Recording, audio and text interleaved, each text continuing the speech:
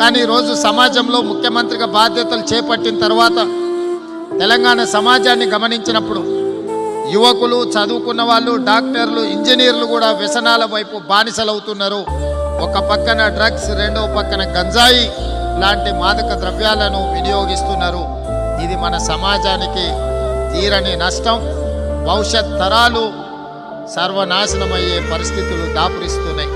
అందుకే మిత్రుడు సతీష్ గారిని నా విజ్ఞప్తి, ప్రతి ఆదివారం మీ ప్రార్థనలో తప్పకుండా ఈ సమాజానికి గంజాయి, డ్రగ్స్ పీడ విరగడి కావడానికి అవసరమైన సూచనలు మీరు భక్తులకు ఇవ్వడం ద్వారా ఒక సందేశాన్ని ఈ దేశంలో ఉన్న 140 కోట్ల జనాలకు చేరే విధంగా మీరు ఒక సామాజిక బాధ్యతను తీసుకోవాలి.